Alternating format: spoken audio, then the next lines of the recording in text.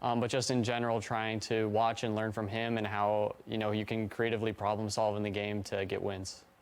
On the right side, FiveFire's just below the red buff, and he's going to start delivering the power. Here he is, Machine Gun Rise, gets to the front line with a fast forward. Oh, the spell flux pop, and that's the rest of Cloud as they drift off into the sky. So, where are you from, Aidan? Well, I'm currently living in Ohio, but I've kind of moved around my whole life, so not really from one place. In your bio, it says you've lived in Canada, Switzerland, and the United States, right? Yeah. What was that like, moving around? It was a lot of fun. Honestly, every single time we would be going to a new place, and obviously there's a lot of challenges associated with that. But in the end, I think a lot of my personal experiences have sort of led me to where I am today, obviously. And there's some very unique experiences, which I think have helped me a lot. Can you describe some of those? Sure. So the biggest one probably is Switzerland, being in Europe, going to an international school. It's crazy. Like I literally had no friends who were American, right? Mm-hmm. I knew kids who spoke like 5 or 6 languages. And obviously I was able to travel a lot while being there. I was like 10 minutes from the French border and like an hour or so away from Italy. So literally on a weekend, you could just go drive to a different country. You think that was highly influential in you becoming like your esports career? So partially, but really it's the fault of moving back here to US. Partially because my friend group in Europe was very, very focused around gaming. Even though we all came from very different cultural, national backgrounds, we all like to play video games. So that's what we did. And it also made things easier because in Europe, it's difficult to get, well, it depends on the country, but sometimes it's difficult to get a driver's license. So because we couldn't go anywhere together, we would just hang out online. Mm-hmm. And then the big deal was I was pretty good at games, but I never really tried to play them super competitively. But then when I moved back to the US, it was in the middle of summer. So I didn't know anybody. I still didn't have a driver's license because I just moved back. And I had nothing really to do, so I just decided to keep playing video games. And that's the first time I was able to hit Masters, actually. It was at the very, very end of Season 6. So when did you get involved with League of Legends? Was it while you were in Europe or when you came back to the States? So, I mean, involved in what way? Like, in the competitive scene? scene? The game? Oh, no, I started playing the game in Season 1. I played the game way, way back. I've been playing video games ever since I could, move a mouse and touch buttons on a keyboard. But I started playing League way, way back in Season 1. But it was, just kind of, I never really thought it was going to be, some big, huge thing. I always enjoyed the esports aspect. Actually, the first game I ever played was StarCraft, and that obviously had a huge esports scene 10 so years ago, so I was super into that. And I played League, in Season 1, but I never really played ranked. I played all throughout Season 1, all throughout Season 2, and then finally in Season 3, I got placed. I got placed into Silver, and then I was like, all right, that's good enough. And then when I moved to Europe, I started playing some more ranked because there was, like I said, a bunch of people in my friend group played, and some of them were actually pretty good. There was one guy who was D1 in Europe at the time. And so he sort of carried me a lot back because he was an AD carry player. And so I would just play Lulu mid, and he would play Vayne, and I would be like, yes, we're winning. When really I wasn't doing very much. But so I pretty much have played League this whole time. I did take a break for about a year and a half, and I played Dota, which is actually really funny because I was a silver gold player, and then I went and played Dota for a year and a half, and I came back and I hit diamond that season that I came back. Mm-hmm. So when people tell me what's the secret to getting the diamond, I legit just say, go play Dota. Okay, so what initially drew you into the game? So, oh gosh, I just have a story for everything. But so, because I originally played StarCraft, right? Yep. That's because it's what my dad played, and I would watch him play it, and I wanted to play it. I was like, this looks so cool. So that's what I played. And then through StarCraft, when StarCraft 2 came out, it had a much better modding engine. And so people instantly started to create, Dota clones, MOBA style games. And I would play them and I was like, wow, these custom games are so much fun. The only thing is I had such a crappy PC back then that my computer couldn't really run StarCraft 2. And I would disconnect halfway into each match, right? Yeah. And so then I was watching a bunch of YouTubers, and one of them, by the name of Total Biscuit, who was a StarCraft player, did a video on League of Legends. And I was like, wait, this looks just like the custom games I like to play, except maybe it'll actually run on my computer. And so in the end, the main appeals of League of Legends is the fact that it's free and the fact that it's really easy to run. It ran even on my just potato computer that I had. And then I just kept playing it. Nice. So speaking of you playing it, what does your daily practice routine look like? Oh gosh. So on an average day, I wake up pretty late because the best solo queue times is based on the West Coast and I live on the East Coast. My whole schedule is shifted about 3 hours forward. So I don't wake up until 11 most days, 10 or 11 o'clock. Mm-hmm. And then usually I try to play a couple of games and then I'll eat a lunch sort of, even though it'll probably be at a weird time again. And then depending on what part of the season we're in, that's when I'll either play a bunch more games. If I need to be grinding for scouting grounds or beginning of the season, just trying to get as much LP as you can, situations like that, then I'll just keep playing more and more games throughout the day. Otherwise, I'll usually just try to watch some VODs, things like that. And then also during the amateur season, which is pretty much all the time, most days I'll have a scrim or a tournament match or something like that in the evening. How many VODs do you watch per day? Well, so I watch... And what is your process for reviewing the VODs? So it depends on the VOD. I watch, quote-unquote, my own VODs, which is basically just going through them at 8 times speed and seeing if there was anything that I... that's really obvious to me to improve on. If I have, which most of the time I do, but if I have a very specific goal that's easy to identify, then and I need to go over it and review, then I will. Sometimes a goal you don't have to go over and review. If it's just I wanted to buy more control words, you can really just look and see, did you buy more control words? Mm-hmm. But some things are a little bit harder. If you're I want to play my first 3 levels of lane as well as possible, and then you have to go back over and review to actually see if you did play it as well as possible. But anyway, so that's what I'll do for my own VODs. And then for things such as ProView and other pro players VODs, those I'll usually spend a lot more time going over. This year my main focus was laning phase. Mm-hmm. So typically I would watch the first 10 or so minutes of a game and just see how the mid laner played his lane matchup, what sort of build did he take, what runes, what masteries, how he handled level 1, how he handled the jungler matchup and things like that. And really, League is just a game of 100 different factors all going on at the same time. And so in a review, you just have to try to look at each factor and be okay, so why did this factor come out this way?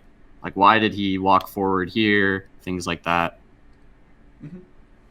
So are there any players that you're inspired by, or you specifically like their style of gameplay and you try to emulate, or are you more of your own type of player? In a lot of ways, I'm my own type of player, but also in a lot of ways, I'm a mashup of other players. I think I'm one of the players who watches the most VODs, and it comes back to StarCraft, where originally learning to play the game, what I would do is I would watch bots. I would just watch bots play the game, and then I would try to copy what they're doing so that way I would at least be decent. And then eventually that came to when I discovered the esports scene, I started just copying what the pro players would do. Because it's very easy in an RTS, you just be oh, at this time, this guy built this thing, and then he built this thing, and then he built this thing. And so you just follow the order of operations, and all of a sudden, I started smashing everybody I was playing against. Mm-hmm. So I keep some of that nowadays. Like, for example, Froggen is a player who I've looked up to for a really long time, and his really wide and sometimes very niche champion pool is something that I try to take advantage of. Right, there are certain champion matchups and counters that people just don't play, even though they're really good. Chovy, especially during the spring split, was just this player who didn't always play his lane super aggressively perfectly, but he would almost never come out behind. And that was one of my issues last year, is I would sometimes play too aggressive and I would end up falling behind. Mm-hmm. But he was always able to find his own little advantages without basically making zero mistakes. So that's something I've been trying to emulate as well, but that's quite difficult. Yeah. So what would you say is the most unique aspect of your gameplay? That sets you apart from other mid laners? I would say one of the most unique so aside from, I think outside of game, the whole champion thing is a big deal. The fact that I'm willing to basically pick up the fact that I'm willing to pick up anything and play it. And I'll actually be excited about it, where I know there are some mid laners who are like, man, just pick me these 3 champs. If I have to play anything else, I'm going to feed, right? Mm-hmm. And then in-game, it is still that aggressive tendency where even if a play is oh, it's 3v4, or it's oh, well, we shouldn't be allowed to make a play right now because it's not our timer, right? Mm-hmm. I still am well, if you look at this and this and this and this and this, it looks like maybe we actually could pull this play off. And if we do pull this play off, then it's a huge advantage, right? So sort of that high risk, high reward style. When was the first time you thought of becoming a professional player? It was definitely that first, so professional player, I'm not sure. Right. 100%. But definitely when I came back to the US and hit Masters for that first time in season 6, that was when I realized I was okay, this is actually, something pretty crazy, right? It was almost hard to visualize. Funnily enough, I actually finished rank 666 that season. But just to think that you're in the top 1,000 players in this game that millions of people play is really crazy, actually, when you think about it like that. Yeah. And so that was when I sort of decided to try to make it a thing. And then I think the next year I hit Challenger not instantly, but within the first 3 or 4 months of the season. And that's when I was oh, this could actually be a legitimate thing I want to try to pursue. Yeah. So how did your family react when you told them you wanted to be a professional League of Legends player or take this seriously? So originally it was rough, especially around that time where it's I just hit Masters, I just hit Challenger for the first time, because it's a cool thing, but it's, again, like I said, it's hard for people to actually understand. And most people, when you tell them that you want to make money off of playing video games, especially, I mean, nowadays it's actually a lot better, but even 4 or 5 years ago, it was seen as kind of crazy. And so my parents, obviously, they just were worried about me finishing school. And if I could make some money doing it, then that's fine. But they just wanted me to finish school, especially because at the time, it's not like I was actually super close. Hitting Challenger and stuff is great, but it's actually not even really a start. You actually have to really work at becoming a pro player, and it takes a lot of time and effort, unless you're incredibly gifted, which does happen to some players, incredibly lucky. So it was definitely tough at the start. What was the experience going from Challenger for the first time to your first scouting grounds? So I don't remember if I made scouting grounds that first year. I don't think I did. The first time I hit Challenger was actually a little bit bittersweet, because I hit Challenger after a decent amount of grinding, but it's still pretty early on in the season. So I was feeling really good. And that season I actually barely finished Challenger because of some health complications and things. So it was actually pretty rough, because I had just hit Challenger and I was oh, this is so great. And then things were sort of difficult and I was barely able to finish Challenger, like I said. Mm-hmm. Meanwhile, going to scouting grounds was a lot more of a known thing. Well, okay, so you barely made Challenger, This in is season 7? 7, correct. Right. And you did not go to Scouting Grounds that year. Yeah. And then season 8, you were challenger from the entire year?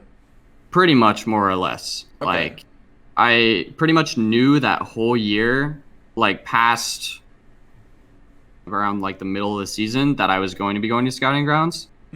Although I still consider that to be like a very like amateur year for myself. Like, I didn't really know anything about being a pro player or like the time and effort that it takes. And like, I kind of was just sitting every day, just playing some games. And like, I was doing well enough, obviously, to make it to Scouting Grounds, but I wasn't really improving myself.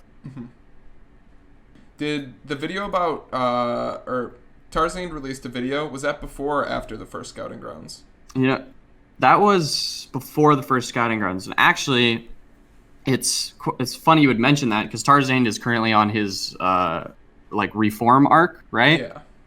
And I actually talked to him about that video just a couple of days ago.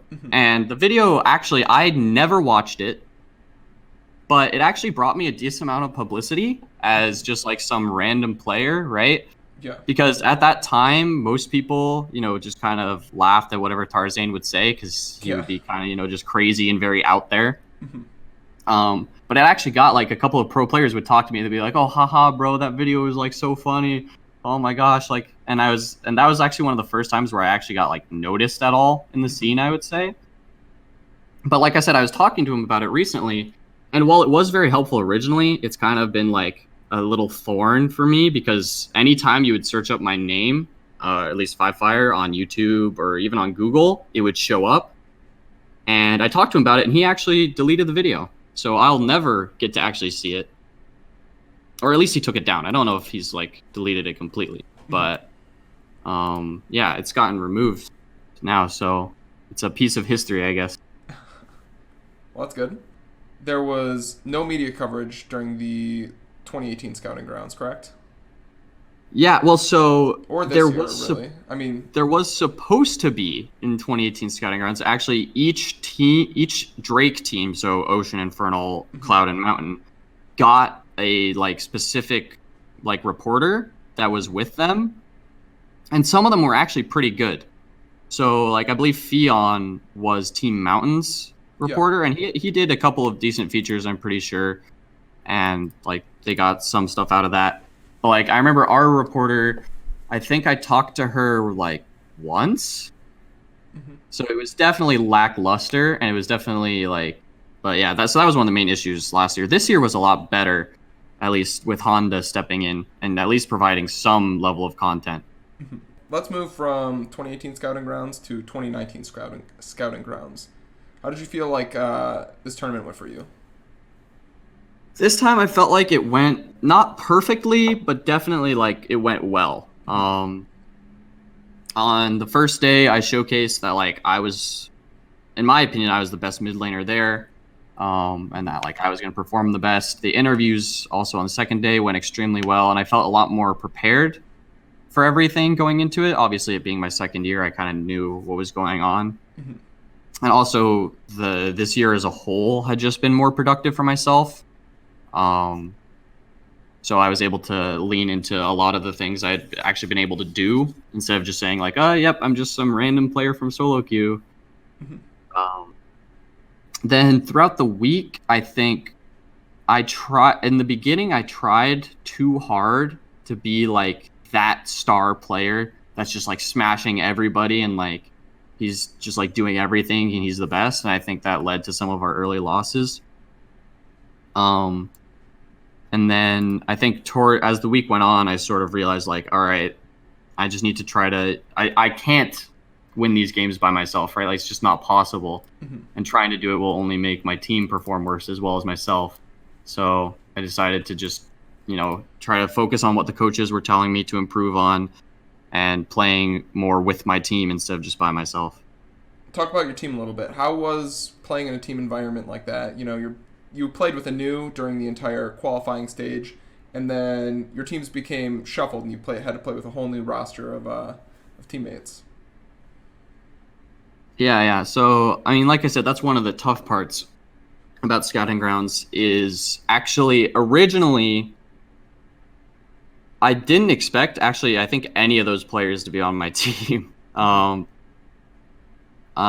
think the team I got ended up being pretty good. I think, unfortunately, a lot of us kind of had different ways of thinking about the game, and some of the outcomes of our games were like kind of decided by that.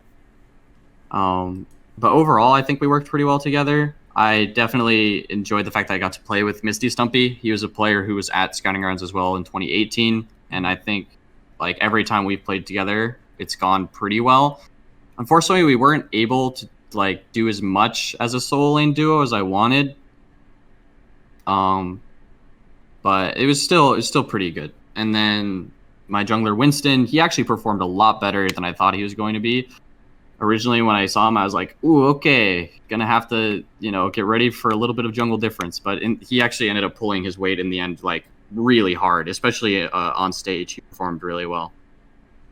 And then our bot lane, I feel bad for them because, like, they should have been able to be a really strong corner of our team, but I feel like we didn't play to them properly. Especially because Evan RL was getting bans all week. Like literally, Heimerdinger had to be permabanned against us, otherwise we would just win the game. Mm-hmm. And I feel like as like solo laners and as support, we weren't really able to take advantage of that in draft.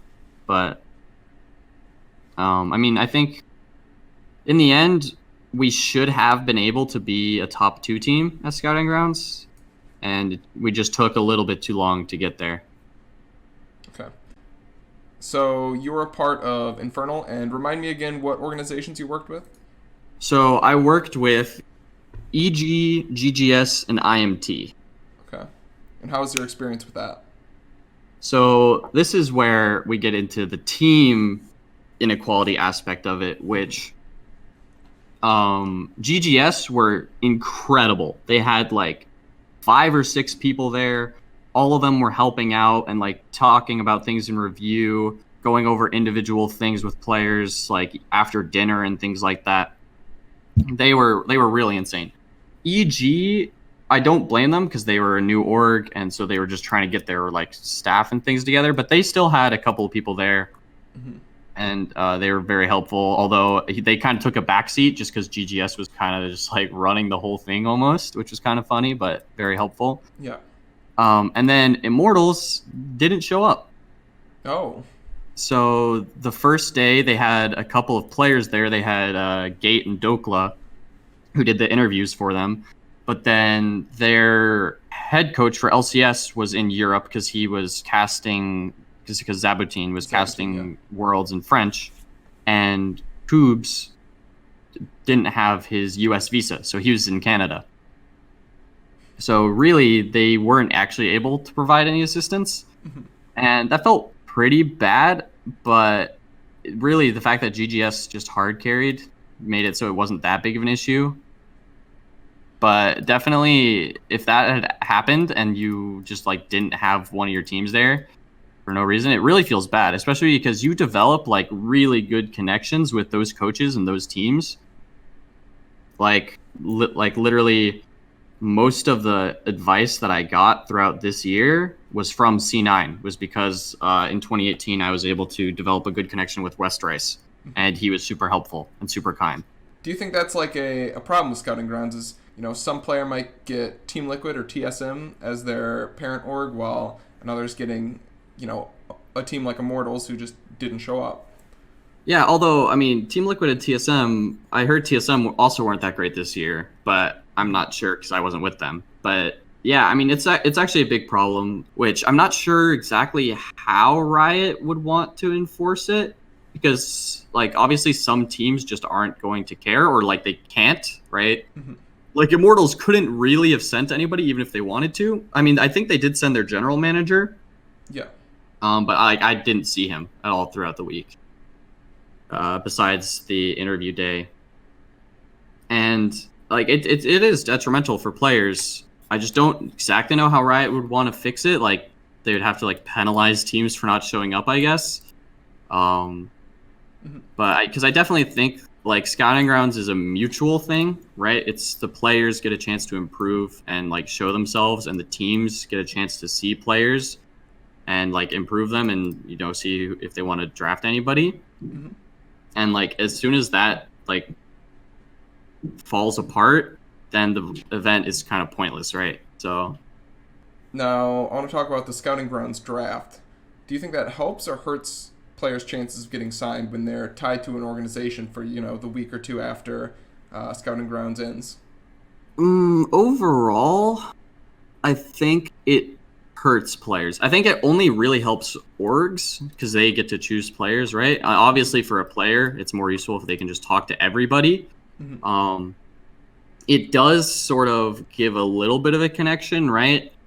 That wouldn't be there otherwise, so that can be helpful for the player, but pretty much it's only for the organizations. I do think it is important, though, because otherwise scouting grounds a lot of times can feel like very ephemeral and like almost like it doesn't actually do anything.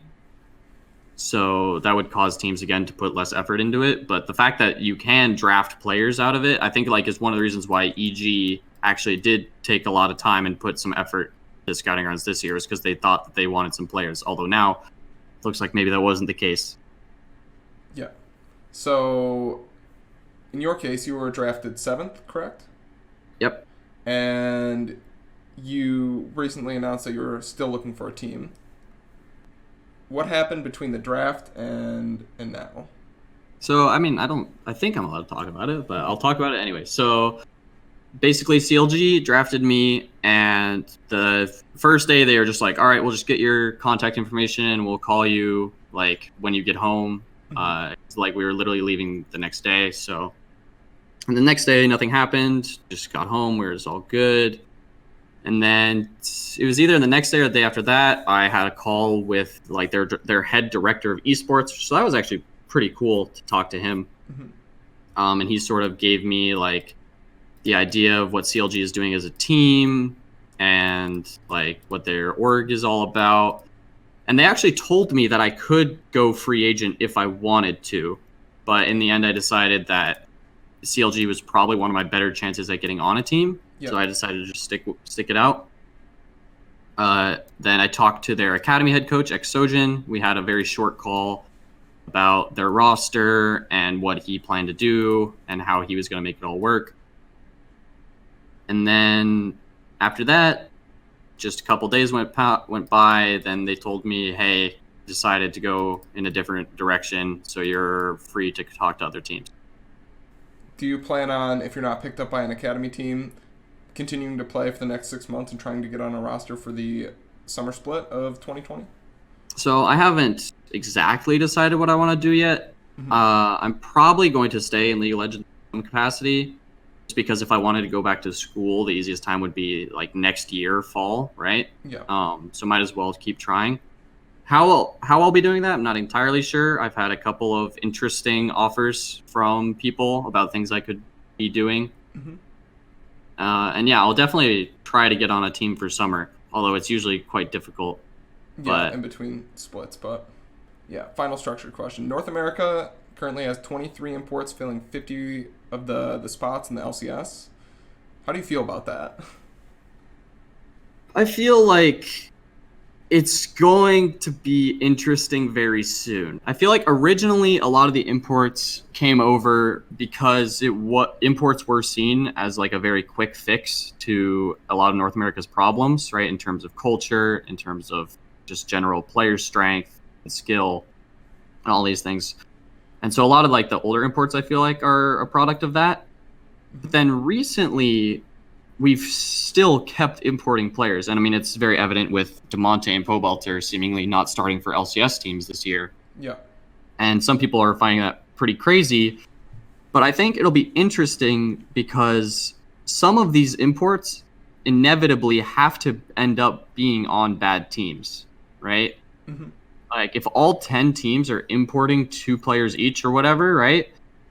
Those imports are going to some of those imports are going to have to be on the 10th place team. They're going to have to be on the 9th place team. And I hope that teams will be able to, you know, sort of see that like they could hire North American players for like a lot less money, most likely, and not take up an import slot. But there's also a chance that if imports do just like, even if the imports on the 10th place team or 10th place, they're still performing insanely well, then it just goes to show that like North American players do need to keep trying harder. Although I find it weird that's like now we're still importing when like at this point we've had a history of imports that, right? It's not even a meme anymore where imports are coming for a paycheck. Yeah. Like to retire. And so the fact that we're still importing a ton of players, I guess now there are a lot more from minor regions, right? Especially with the whole OC explosion that happened, which I can't really foul people for that. We just have to see how they perform, right? Like, I think like that's the thing is like you can't really be mad about a player like Impact who showed up and was like one of the best players in our league for like a long ass time. But you can be more mad about a player like Piglet who kind of showed up, performed well, and then just sat in academy, right? Yeah. So we'll have to see whether these players are more Impacts or more Piglets. Do you have any just final comments or anything you want to say? I'm probably going to be talking more about this sort of stuff. I'm planning on doing some vlogs. I don't know if that'll happen, but if I am streaming, which is just on twitch.tv/FiveFire, I'm always open to talk about this sort of thing. I'm very talkative. I like rambling, and I like talking about my life and about gaming. So Twitch.tv/FiveFire and yep. Twitter.com/FiveFire. Twitter is at FiveFire League. Okay. So if people are interested in hearing more from me, just try to find me on one of those platforms. Hopefully I'll be streaming more in this coming week, now that Thanksgiving and everything is over. Awesome. Well, thank you, Aidan. And I believe that's it. All right, cool. Have a nice day. See ya. Yeah.